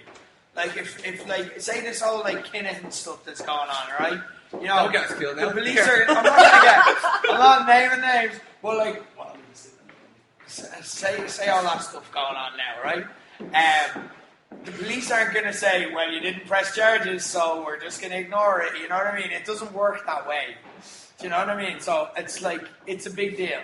It matters. Like, yeah, they don't get to pick and choose. But not on SmackDown. Not on SmackDown. Not on SmackDown. Well, do you know Raw in America though? It's probably pretty close. But Each state is different as well. So if they're in a different state to when the murder happens, it's like, well, surely you can't press charges there. It happened somewhere else. It's genius. Ron's smart, man. But like Kevin Owens is suing Shane McMahon, and we're supposed to treat this as if it's like a very grave situation and like a really big deal. Number one, Shane McMahon is the son of a billionaire. Like, he's not going to care, is he? Really? 25 mil. Well, how much can you? No, it's just a little bit convoluted and it's really mad. But It's a bit Dr. Evil. It's like, I'm going to sue you for $1 billion. It's just that this is awesome because I love thinking about it. I love thinking about the law in WWE. Like, remember Randy Orton tried to kill John Cena once by blowing him up in that I Quit match, I think it was. Like, legitimately, like, put pyro under him and tried to blow him up. You know, that's fine. But then, like... But it was no holds barred. Yeah, exactly. Yeah, so... that's a hole and it's not barred. Yeah. But then people get escorted from the building for minor things. But yeah, because it's not happening within a contest, like, where no holds are barred. Exactly. It's just very... I would like someone to come up with a police gimmick so they can explain the law and enforce the law. That's such a Katie Harvey character. Like, imagine Katie doing that, like... Fun with rules! So, yeah, that's just my 2 cents. Right, have you checked that old lady isn't still sprinting in the gym? Is she like, she's okay, right? I presume so. If not, the law will be after me. And then number 6, the good from New Japan. Here's the thing: destruction. Forget about Sunday. All crap. You're probably like God or God, as Katie calls him. I don't call them that. I just asked him what call before the show. She's like, "What did the kids say? Is it God?" We have to bring this up. You'll enjoy that, even though it was an awful tag team match. And Zack Sabre Jr. against Santa Hatch, who cares? It's all about Monday. Really good matches. The ones we're keeping an eye on out for are Elephant Hasmo and Taiji Ishimori against Will Ospreay and Robbie Eagles. Of course, the story of how Ospreay got Robbie Eagles into New Japan. They were rivals at first. They main evented the show, Southern Showdown in Australia, and then they fought against, or now they're a tag team out of mutual respect, and Robbie Eagles has turned on the Bullet Club. So there's a whole lot of backstory in there, and it's a really good match. And then they have Kenta against Ibushi for the briefcase as well, so that was also an interesting one. I'm not sure how I feel about Kenta's new look. He's gone blonde. He's basically Okada now. Yeah, it's really weird. It's like, dude, like, I get what you mean about going for a new look when you're a heel, but like, you're really well known. You don't need a new look. You know what I mean? When Stone Cold Steve Austin turned heel, he didn't decide, like, I'm going to wear a wig now. You know what I mean? It's like, you're a known wrestler, especially here. It's weird. Like, it'd be like Shinsuke Nakamura just shaving his head. You know what I mean? For no reason. It's like, we know who you are. Like, don't do that. Now I'm confused about who you are. But apart from that, it's a really good match. And Kenta being a heel now is working in a way. Like, the G1 match fell flat. A lot of Kenta's matches fell flat. Now I feel he got a bit of direction in New Japan. He was my most disappointing part of the G1. But now with this new heel turn with Bullet Club, it's working. It was another kind of play on the final of the G1. I didn't even cop that coming in. Because obviously Switchblade is part of the Bullet Club as well. He's like the leader. Wait a second. Switchblade is part of the Bullet Club as well. So, and he was who Kenta faced in the final. And the whole thing was the referee Reggie was trying to keep on top of all the interference. And the same thing kind of happened here as well, where it was like they were all interfering, but Ibushi still managed to kind of fighting them off constantly. And yeah, no, it was a really good match, and they played in storylines. I'm just really worth your while going out of your way to see it. So that is the good from New Japan. In at number 5, talk to me about the good from NXT. Yeah, it was just some setups for the live stuff. And like just introducing new characters and bigger roles. Like they had Shane Thorne step up. Like he's just been there for so long, not really doing it, and they had him. Okay, this is very unlike me, but I actually liked Johnny Gargano's segment this week. Yeah, that's pretty cool. It was not bad. And again, the crowd like made it. So he's coming out to address his future because after the match, it was kind of like, oh, what's he going to do? Is he going to go to Raw or SmackDown? And that promo looked like he was actually just going to stay in NXT and he was going to be the one to kind of lead it into the live shows. That's actually pretty cool because if you have wrestlers care about NXT more than Raw and SmackDown, that will elevate it in the eyes of the fans as well. So I think that's pretty cool. And it was a good segment. And then Shane Thorne stepping up. It's just a new face in the kind of main event scene. Yeah. So that was cool. Pete Dunne is now full-time in NXT America as well, which is really good. He's moved to Florida. Great match with Angel Garza. I hope they just build everything around him and give him every single belt available and just have him wrestle 60-minute matches every week. I put him number 1 at a PWI 500, so he should stop moaning on Twitter. Oh no, I'm not talking about Pete Dunne. Oh. I'm talking about Angel Garza. Oh, right, grand. Angel Garza is my now NXT number 1. Did you see him on 205 Live a few weeks ago? No. He was in the, remember that massive tag match I was talking about that took up the whole show? Yeah. 5 versus 5. He was in that. He's actually the cousin of Humberto Carrillo, if either of you actually know who that is. And that was a big part of the story. He was really good. He's class. He Angel moved me over Garza a is lot. deadly. Like, he's definitely one of the best things about NXT. Is he someone that we know under a different name? He was a Garza Jr. in NXT. Or, in Impact. Right. Yeah, but yeah, no, he wasn't like... But he's really good. He's just like charisma off the charts. Okay, awesome. So like, I actually can't remember who won that match. I think it was Pete Dunne. But like, he keeps losing all his matches, but he still keeps looking deadly and being the most over person in the match. So I'm really excited that he seems to be getting a push. And Damian Priest is getting a push. I hope he comes out with squash matches soon. But yeah, it's just they set up loads of things, new faces, like new people and new roles. So yeah, it was good. Cool. So we're all steam ahead for the live shows next week. That's exciting. I look forward to it. In at number 4. There's a lot this week. Talk to me about something you seem quite excited about. Oh lads, Impact, right? Holy fuck. I would put this at number 1 personally, but you know, whatever. We're just gonna throw it out there. Impact. It was the Deaners versus the Desi Hit Squad. Awful. I don't like the Deaners. I don't find them entertaining. I don't find the Desi Hit Squad entertaining. I find their segments, their feud, it's meant to be funny. It's just not clicking with me. I hate when, like, I can watch like a bad serious match. I don't mind that. But when I'm watching like segments that are meant to be comedy and they're not clicking with me, it's unbearable. I'm like, imagine if I'm watching this with someone else. Like, that's what I'm thinking in my head. Like, if my ma walked in and be watching this, what would I do? Switch to porn. That's embarrassing. Do you know what I mean? So it's like, so they had a match, and I was kind of like, alright, whatever. You know what I mean? Kind of skipping ahead a little bit, and then somebody interfered on behalf of the Desi Hit Squad, who, by the way, are an Indian faction, in case you didn't know. And they're heels, and I'm just going to say who it was. Do you know who it was? Do you remember Mahabali Shera? Yes! Do you know who Mahabali Shera is? No. Right. My first time I ever did low blows, Nathan asked the question, fuck, Mary Kill, Eric Rowan, Mahabali Shera, or Leo Gale, and it was the toughest question ever. Is that the one where we're like the conclusion was you had to have sex, but the rubber duck had to watch? Yeah. It got weird. Yeah. This context. Anyway, there was a rubber duck had to watch Keen having sex. It's a long story. With a relatively old Chinese man, it is a long story. Anyway, Mahabali Shera was Keen got the job based on that. Mahabali Shera. Can that be the episode title, by the way? The episode title was The Duck Has to Watch of that show. Anyway, Mahabali Shera was, he's an Indian wrestler, and... I'm still thinking about that. Basically, he was brought in around 2015 to Impact, right? And at the time, James Storm was a massive heel, because he murdered Mickey James, and that's obviously frowned upon wherever, you know... The law. Yeah, exactly. Murder's not really, it's not, like, sound. So, they weren't really happy with James Storm, and he was, at this stage, he was a cult leader, he was a ship Bray Wyatt, right? That's essentially what they were doing at the time. And one of his, like, disciples was a promising Indian wrestler called, who he called Koya, but then Koya was kind of like his like, slave name, for lack of a better way of calling it, whatever. But then, he ended up turning on James Storm. And they were like, right, go out there, you know, turn on James Storm, tell him you're not Koya, you're Mahabali Shera, and then cut a promo on him. But he couldn't read, like, he wasn't fluent in English.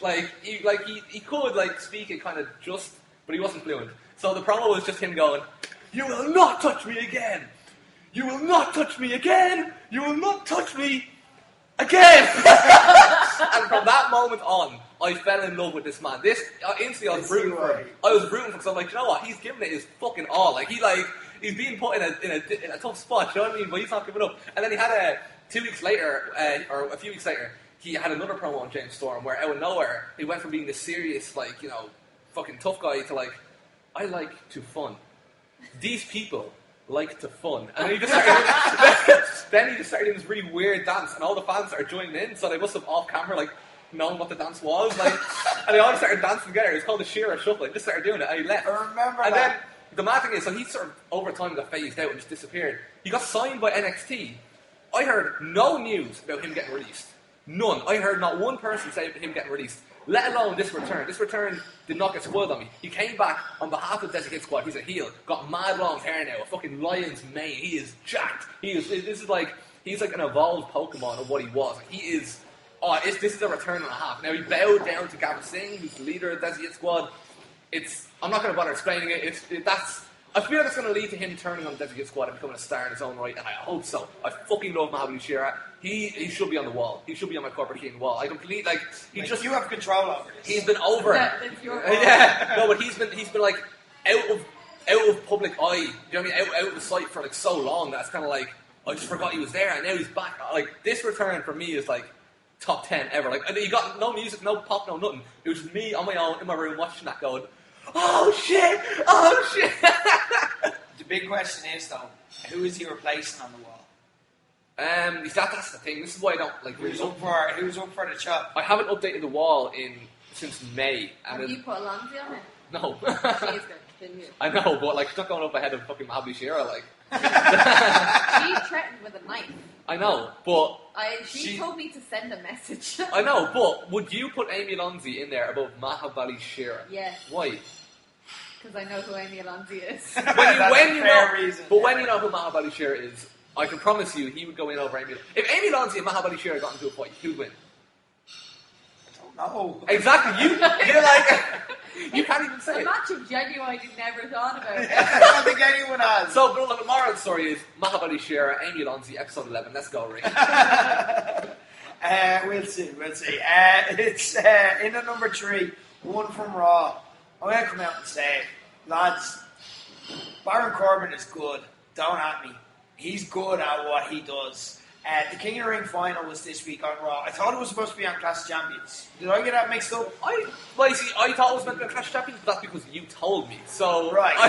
Maybe it's just me. I was sure it was on Clash of Champions. So was I, in fairness. I thought it's not a special Raw. Like, it was just... Yeah, I feel like I got cut for time, and they're just gaslighting us. They're like, it was always on Raw. Yeah, it was always on Raw. And then we kind of question ourselves, like. But either way, I'm glad it was, because it made it a much better match. Him against Chad Gable. I know people are upset with the victories, with the way Corbin won and stuff like that, but that's the point. The reason you cared so much about Chad Gable winning it was the tension of not wanting to see Baron Corbin winning it. Is that not exactly what a good wrestling heel is supposed to do? That tension and that genuine investment that makes you go, I need to see Chad fucking Gable, who had done nothing in WWE in months before this tournament. And a lot, like, I'm not saying he's only over because of Corbin. I'm not saying that. He earned the spot by wrestling great matches on the road up to it, and it's a great underdog. He played his part fantastically. But Corbin, this match was a fucking hot match. This was the best match of the week for me. And like, there was a pay-per-view full of decent matches that we're going to discuss.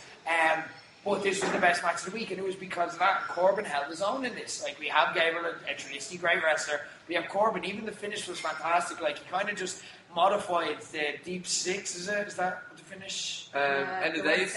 End of Days, yes. The West End is also, isn't it? Yeah. The West End is what Devin West calls it. It's the same move.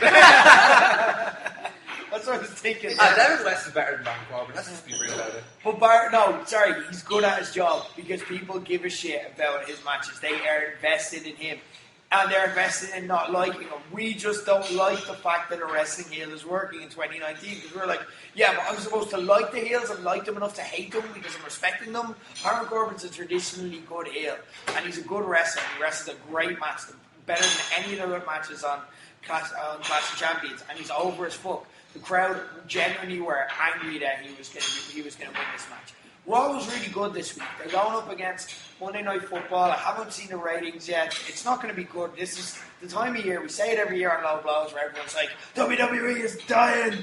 And like, maybe not this year because they've got the whole Wednesday Night Wars and SmackDown moving to Fox and stuff. But Raw ratings will go down because NFL is back, which means big games are going to be on Monday going head-to-head with Raw. So everyone's going to watch that because that's the big thing. And it's not that WWE, the ratings aren't low because WWE is crap. Everyone always hijacks this time of year to be like, well, it's actually because they're not pushing Shelton Benjamin. And it's like, no, there's a really popular football game that's on the other channel. That's why the ratings are down. But they're coming out fighting with good content because it was up for grabs. It was Cleveland against New York, the New York Jets, which aren't two huge teams, so they fought for it. They did some cool stuff. Our Truth it was in Knoxville. If that's ringing a bell, you should for a reason. Our Truth was having a tour around Knoxville, bumped into the Knoxville mayor, Glenn Jacobs, which is a really cool time. He cameoed to happen. Obviously, he's over, like, say, he's getting pops, even in the pre-tapes. He's getting pops from the crowd, because obviously they voted for him to be in that spot. So really good, and then he's showing him around, and you know where this is going. We all know where it's going. But that's the point. They tease you with multiple segments where you're like, he's just showing them a section of Knoxville. It's like, and over here is blah, blah, blah. And then it's like, it just ends, and they move on to another segment, and it's like, when's he going to win? Like, what's going to happen? And of course, eventually he does. He wins in a football stadium, then he comes to the arena. And then later on in the night, they have, of course, they've Seth Rollins against, who was it? He was wrestling Robert Roode, because Roode had beat him the night, he pinned him the night before for the tag titles. And then at the end of the thing, AJ Styles and the OC run down, and you're like, oh shit, because Rollins and Strowman, they're not mates anymore, so there's obviously a say coming. Who's going to come out? Kane's music hits. Kane comes down as Kane. And I was just like, this is surreal. Because I was just like, he is legitimately the mayor of the city. They voted for him. It's like, and now they're going to see him like in like spandex and a mask and like being a wrestler.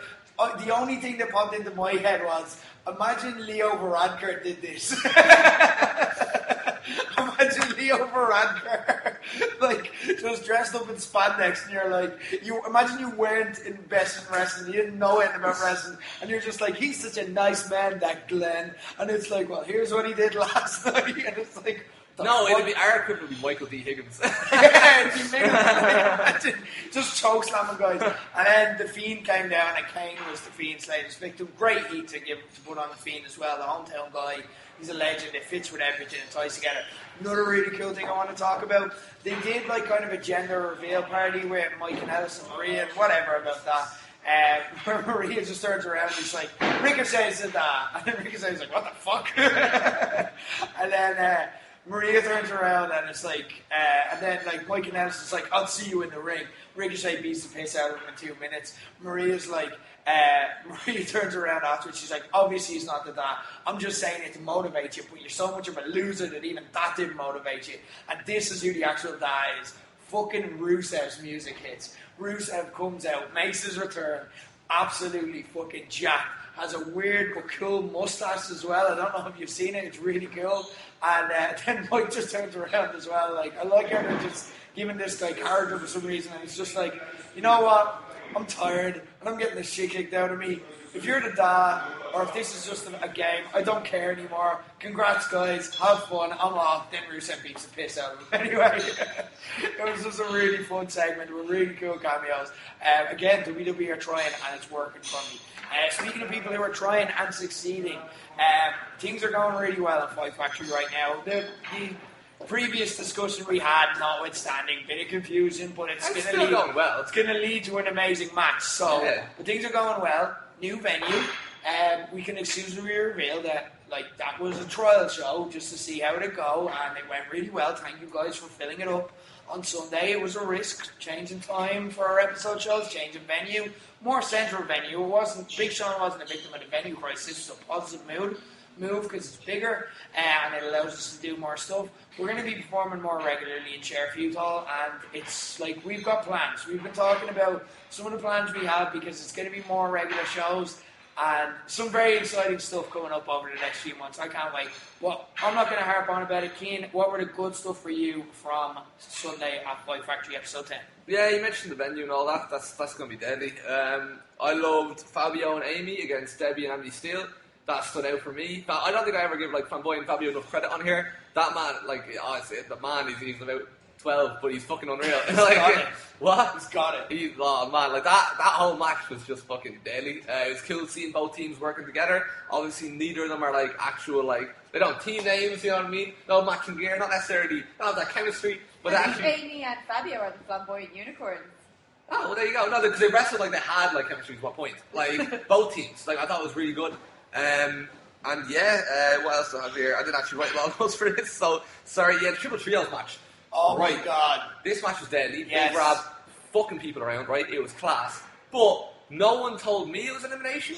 And I need to start clarifying the rules. Yeah, no one told Ben. I'm learning on the job, guys. No one told Ben it was elimination either. So Mid-Card Mafia got the first pin, and I celebrated. Go into it more, because there's a lot more to this. So it came about they pinned Justy. Yeah. So, that's a big deal. It is. Justy, you were great in the match up until then. Oh yeah, Justy. No, you were actually really. No, good. I was literally. No, the match was unreal. She did on top rope and shit. This what I don't know where to start with. I just there's so much to it. I'm just my brain's melted. Is there any any sort of talking about the match in details? I'm just not Some of the spots they were coming up with were absolutely ridiculous. It was insane. It was just a perfectly planned match. Everything clicked into everything. The lads it was perfect. It was fantastic. Look, get the VOD just for. I know I'm saying this because it's my fucking network, but honestly, I mean it. Get the VOD for this match. This match was fantastic. It's one of the most fun Fight Factory matches of the year. It was the lads absolutely killed it. This is the thing. Yet again at a Fight Factory show, it's what was match of the night? Was it the epic tag team match, the classic tag team match we had at the end, or was it the super fun pre-intermission main event, the Triple Trios? I don't know. Constantly there's always this debate, but fantastic entertainment. Well, then Mid-Card Mafia got the pin. And I celebrated. Devin West ran up and celebrated with us. It was a very emotional moment. And Mid-Card Mafia, to be fair, didn't know either. And then the Mid-Card Mafia went back into the ring, and Morton, I thought it was post-match attack. I was right, they don't necessary, but whatever. It's foreshadowing. And then, but then they got pinned. I was why is Foxy counting? What's happened? And then it turned out the Mid-Card Mafia didn't win, and my stomach sank. I still had no idea why.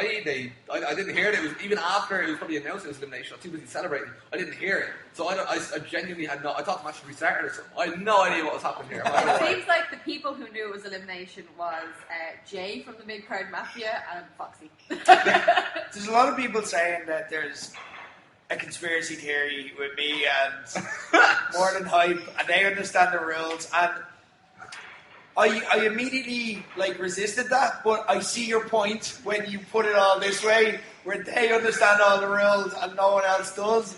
There's no conspiracy, but I see where you're coming from, people. But that match was great. Yes. Big Rab just yeeted Justy out of the ring.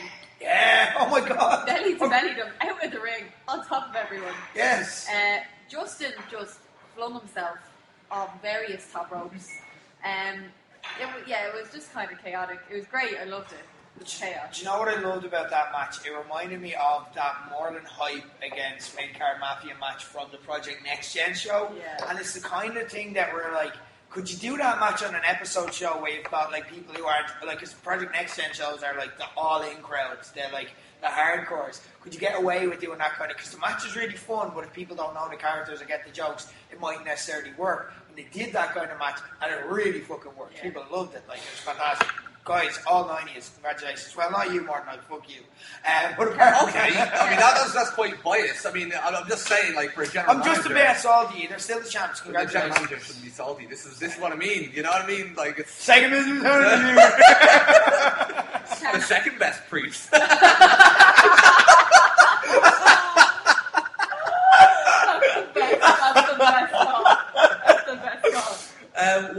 Okay, I feel like I have this. I wrote this down personally, but I feel like you seem like the sort of person. You seem like the person to ask about this match. John Bernard versus Liam Royal. For those of you who don't know, first of all, it was meant to be John Bernard versus Sharkbait. Sharkbait broke his arm. Sharkbait then decided to book John Bernard in a match, even though he's not the GM, with Liam Royal. And I noticed that. No, that's not what happened. That's not what happened. Okay, what happened? Right, what happened was Sharkbait challenged John Bernard to a match, and then unfortunately broke his arm while jumping back into the sea. Okay? It happens. It's not. No judgment here, Sharkbait. None whatsoever. Can we just talk about that? Sharks swim in all directions. They can't swim backwards. No, but he does, because he's that good of a shark. I get what you mean, Shark. He's that good of a shark? He jumped into the sea and broke his arm. We all make mistakes. But John Bernard accepted the challenge anyway, even after he got injured. He put out his video accepting the challenge. So, Adam Farrell was backed into a corner. Now, luckily, Liam Royal doesn't like bullies. Does he not? John Bernard is a bully. So he defended that little shark. What? Yeah, he took his side. He defended that little Liam shark. Royal bullied John Bernard. That match, I'm not going to get into another It's an argument. unconventional approach to anti-bullying stance, but it's the one he has. It's another. I'll have that argument with Ben, admittedly, at the next show, more than likely. But for now, I just want you to talk about that match and what happened, because I feel like you'll express it better than I will. I have no fucking idea what happened. Yeah, and that's still better than what I would. I have watched the video repeatedly because I was upstairs watching it from that little window, like I said, and then all of a sudden I seen lads in Hawaiian shirts and sharks swarming the ring. Yeah. And I still don't understand what happened to this day. I loved it. Yeah. I don't understand it. I was speechless because I was like, I don't know how to react to this because it's what I'm still speechless. Is my point. I don't actually. It was probably one of the best things ever, but also easily the most. Confusing isn't even the word. It's just like I just when you witness history and you're kind of just like. Just say nothing. Just let the moment speak for itself. The moment speaks 1,000 words or whatever. You know what I mean? No. I'm gonna pull back the curtain a little bit here. At one stage, I had to do a bit of GM mode, manager work, during that match. So at one stage, I had to go backstage to check on something. I went behind the curtain for 2 seconds, and the room went silent because what I was confronted with was essentially a kitchen full of people in shark masks and Hawaiian shirts who all just stopped and looked at me, and I'm like, I'm in a dream. I'm asleep and I'm dreaming and I can't remember what, so I just went back. And didn't do it. I think I was going to tell them that the titles can be defended at any stage, actually. Shit! Oh, I'm so sorry, Club Rock Shandy. It's all the sharks' fault. Something else that I want to talk about. You've conveniently left out here. Katie Harvey made your first in-ring action in months. That's really big news. How did that feel? You got into it with Debbie Keitel. The match is happening at episode 11, confirmed. But this is your first kind of physical action in front of people now. How'd that feel? That must have felt good. You were looking good. You seemed to not have lost a step. Well, I didn't dislocate an elbow. So that was good. Good success. That was legitimately how I was measured. My success was throwing a few strikes and seeing if they stayed in the sockets, and they did. So I think we're looking good for the stadium. Bit of a panic when I was just about to go out, and someone goes to me, "Do you not have to wear any brace or anything on your arm?" "Oh yeah, I do. Yeah, I do. Actually, I left it at home." So yeah, I left my elbow braces at home that I'm supposed to wear all the time. But yeah, apart from that, it was good. It was nice. It was fun. Got to smash some heads. It was when you started punching, I was like, all right, so they're just gonna punch each other. This is kind of a bit of a kind of cowboy vibe. But then you started actually wrestling and stuff, and you look like, that's the first I've seen. I know you've obviously been training behind closed doors, but did it feel when you were there as well? I know you're just judging your kind of elbow condition, but Do you feel like there's any rust there? Do you feel like ready to come back? Like, how do you feel like getting to mix it up physically in there? Oh yeah, no, I'm ready to come back. Yeah. Like I just wanted to go fight someone else immediately afterwards. Lovely. Yeah, so. Ash thought that was pretty cool. Would you believe that? Ash thought it was pretty cool. Yeah, there, was. said it. Really? I said it. Really? Yeah. You thought it was cool? Yeah. Well, I thought the moment was cool, right? Let's not get carried away. You thought I was cool? I thought. Next week, Well, you know what? mid-show, Katie's phone is going to go off, and all we're going to hear is, I thought it was pretty cool. I thought it was pretty cool. Well, yeah. Like, I thought, like, the fact that, like, you made time to attack Debbie as well, considering that, like, you're not fighting her at the stadium, you're fighting Valkyrie. Do you know what I mean? It was kind of like, that's actually, it's kind of, it's smart, you know what I mean? Yeah, I'd like to beat the shit out of the two of them. Yeah, no, you make time. You pull up your shoes. So, basically what I'm saying is, New gimmick. you know what I mean? You fought Valkyrie, you're fighting Valkyrie, you know, you're fighting Debbie, so hopefully now it's just you and Beta Scott, Defiance, let's go, 1-on-1, give the match that people want to see, let's go! In at number one, that one. In at number one, Clash of Champions was also this weekend. Extremely honoured. Right, Clash of Champions was class, right? It was actually really good. I have very few things written down, so if any of you want to jump in at me with things that you remember that you really enjoyed, fine, but not UK, you didn't watch it because you're unprofessional, that's fine. The one match that really, like, surprised, it shouldn't surprise me. It, like, one of my favourite matches of all time in WWE is NXT TakeOver with Becky and Sasha. Obviously, that match was unreal. But like when Becky and Sasha was announced for this, I was like, oh, it'll be a grand match. Sasha will win the title, and then I'll be sad. So I wasn't really looking forward to it. Right. But the match, I was like, oh shit! Like there was lots of back and forth. Like I was genuinely like, oh, like I don't know what way it's gonna go. And then it was a weird ending, obviously, because like Becky's went out the ref, and then there was no actually official kind of like DQ bell ring until after like they strapped out the crowd and stuff. But I'm not angry at the ending. I mean, like it drags out the feud a bit more, and it's a good feud. I'm into it. Like I don't mind it. Like if it's like for example, if it's Kofi and Orton, and I don't want to see like a rematch, then I'm like, come on, just give us a proper ending. But like, I'm happy to see this go on. Like even if it means that Sasha might end up winning the title, it is what it is. It's still as long as I'm entertained, that's the main thing. And I loved it. Then Becky but here's the thing: if Sasha wins, then Becky has to win it back. And like that's cooler than her attention. Do you know what I mean? Like that's I get the logic, but I want to see Becky hold the title forever. So I'm gonna. I get it. Yeah, look, that's part of being a fan. Can I give a shout out as well to I want to talk about Bayley Charlotte. Yeah. I want to talk about like the ending to that match was absolute genius. Where Bayley just like quietly, like I love Heel Bayley. I love everything about Heel Bayley. Like what is it? At one stage on Raw, like this is class as well. Like she just turned around and she just copied a meme that I saw online years ago, and I'm like, thank you for still remembering that because I didn't know how many people saw that meme. But like at one stage, like she just gets shit gotten out of the ring, and she just turns around, and like as she gets shit gotten, she just goes, "I'm okay." She's just having a crack. But the finish to Bayley Charlotte was genius, where like she's like down in the corner, and Charlotte's getting distracted by the ref, so Bayley just kind of slips off the bottom turnbuckle, drop toe hold into that pin 1, 2, 3, and sprints off. Like it was amazing. It was like I tweeted out like on the Low Blows account, like when you get too much change in the shop, I want to get away, and she just fucking sprinted off the room as well. It was genius. Bailey's killing it as a heel. I'm really enjoying it. I loved how it was short as well. I said it before, I love short matches that come out of nowhere. I liked it. Show needed it as well. Kofi and Orton, I liked the ending. I love Orton resorting to the punt kick. I only get caught in the... What? Yes. Oh, he didn't hit it. He didn't connect. He got caught with Throne of Paradise. But he resorted to it though. He's like, that's where you have to go to get the win. I love that. I do. It's great feud. It's yeah. it's a scare. Let's go. The punt kick scared the shit out of me as a kid. I remember I never had Sky Sports, so like I couldn't watch like the full like pay-per-views or shows. And I remember one time coming to school, and one of my friends was like, he kicked Shawn Michaels' eye out of his socket. And I was like, oh my god, no. Just trying it in there. So it's cool to see the move come back is what I'm saying. And yeah, again, I'm just glad Kofi won. I'm glad we can't move on from that or whatever.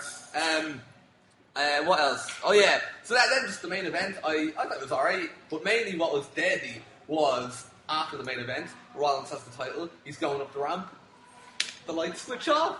The lights they all go off, and then the noise, the fucking scary Fiend noise, it's the fucking Fiend. But I love the reaction he gets. Like he's a star. Oh, everyone loves him to bits, and I love him to bits, and I just hope that he fucking does amazing. I like the Fiend is so, like, he's up there for me. Like, he's one of my favorite wrestlers on the planet. Again, he deserves a spot on the wall as well. I don't know.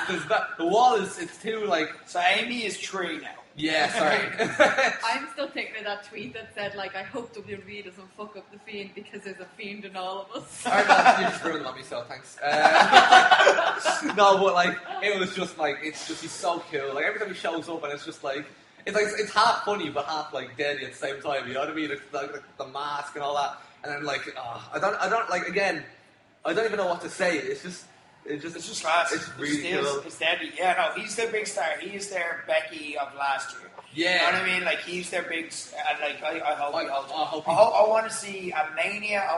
I think he's winning the belt anyway. I think that's nailed on. I think he's going to destroy him. Like, I think it's probably going to be a squash. And I want to see a Mania. I want to see him against the Demon. And I want to see him win. I want to see him win a Mania match, like, as that. I think that'd be it just, like, it's a big Mania result. I was having a chat with Colin in work, shout out, about this, and he's like, no, the Demon has to win a Mania, that's got to be the point, the Fiend finally loses. I'm like, no, the point is that the Demon's lost, he's never lost, and that's big enough, and the Fiend is the star of this, you know what I mean? Like, again, like, I love Balor, I want to see Balor do well and win all the time, like, but the Fiend is the star here. It was cool. Yeah. But it wasn't the coolest thing as Clash of Champions. By far. Oh my god. Roman Reigns versus Eric Rowan. Who did you predict that Eric Rowan win? No, you didn't. You wrote him off. Just like everyone else wrote him off. What about you, Katie? I can't remember. Yeah.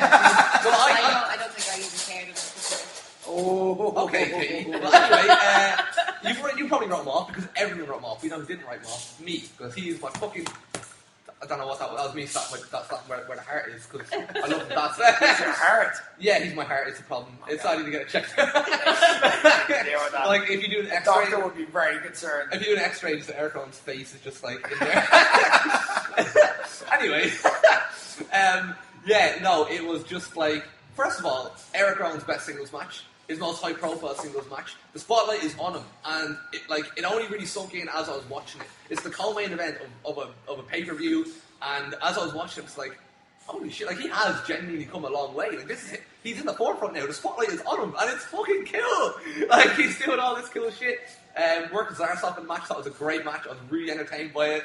And even the ending, I was obviously not just happy with the result. But I'll talk about. I will reference Harper. Yeah, I like Luke Harper now. So what? Let me see what happened again. It was Reigns coming down the ramp after I think he speared him or punched Rowan, and Rowan was down the other end of the ramp, and just he went to run towards Rowan out of nowhere, and it was very well angled by the cameraman. He just did not see this coming. I think he came out from under the ring, but I don't know for sure. He just showed up. Rowan gets a boot to the face, and you're like, oh, cool. That wasn't Rowan's boot.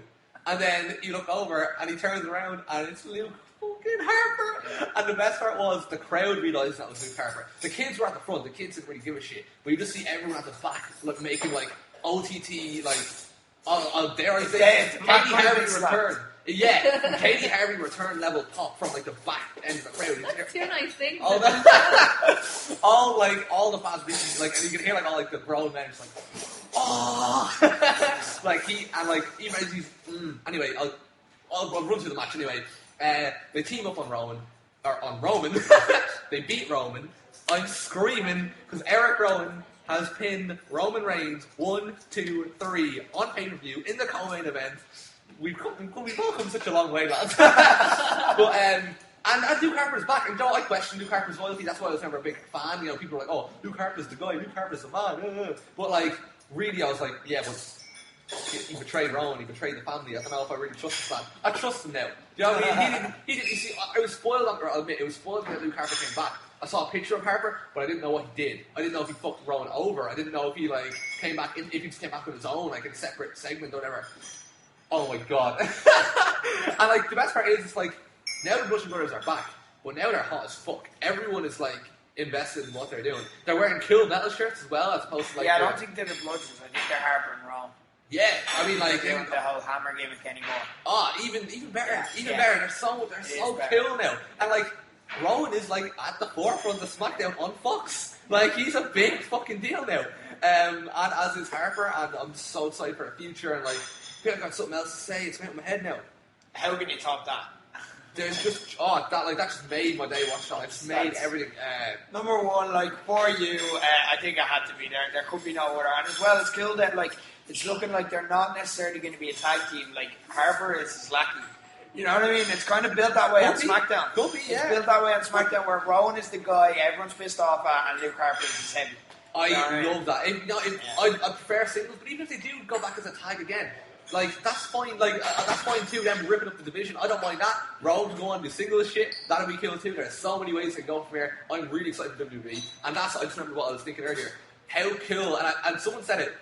Do you think they're building up some sort of confrontation, like months down the line, maybe in a Royal Rumble or somewhere? The Fiend, Braun, Rowan, Harper, they have to be hands down. Well, not hands down, but like possibly, like arguably the best faction. Like as far as like success from all its members in like WWE history. No, I'm not saying it's like obviously you've got Evolution and shit like that, but like imagine them right now in a 4v4 against anyone. They won the whole Wyatt Shield feud. Like, think about that, you know? 100%. It's really cool. There's so many ways it can go. I'm so excited right now. WWE is just deadly right now. I'm buzzing. There we go. Happy days. There's no better way we could end. This is awesome. It feels like it's been booked specifically for you at this stage. Guys, this week on the Lobos Network, if this was not enough, we have Talk Nerdy to Me, Nerdy News with Vic Viper covering the new Terminator movie, It Chapter 2, the Spider-Man MCU split, and much more. No Ask Lobos this week. We will have a big preview of the Rugby World Cup, though, special of Nash this week. Keitel's going to be back. We're going to be talking a bit of football, a bit of NFL as well, just to catch up, much like last time. But that's all the time we have. Jeez, I didn't think we'd go this long, but it's been a big week, guys. A lot of ground to cover. Katie, how's the comeback trail going? Obviously, we saw you get physical now. What's the next step? How's it going? It is good. I'm just going to keep training. And also, ordered my new gear today. Oh, that's exciting. Do you want to give it away or keep it? I'm going to keep it a surprise for OTT weekend. Okay. Yeah, I ordered some new gear. I think it's pretty cool. Is there novelty to it? Is there Aircraft face on it? I'm actually the Bludgeon sister. I just got a copy of their own. No, I didn't. Is Sienna on it? No. Mahabali Shira? No. Okay. Well, I might look them up and consider it. You lost him. Oh. Well, you were in with Eric Rowan being on her gear. I'd pop. I'm not sure if it'll get over in the whole stadium though. Corporate Keane, anything coming up on YouTube? No, I didn't upload this week because I have college and shit like that. Fair. So I'm back in college, but it's actually good. Not that I use fucking care because it's not there. Stop plugging your college. My plan is to have a video out next Tuesday. Basically, it's like, do you remember Raw Roulette? Yeah. How in a class that was? Imagine if they did Raw Roulette, but it decided everything every single week. Alright, okay. That would be dead. Okay, I'm in already. I can't wait. Subscribe to Corporate Keane and catch us back catalog if you haven't already. I think everyone has now at this stage. But get on that on YouTube. We will be back next week to break down all of the rest, and Ask Lobos back next week. So send in questions, guys, as always. But until then, thank you for listening this week. Until next week, for Katie Harvey, for Corporate Keane, I'm Rick Nash, and that's the bottom line, because Lobos said so.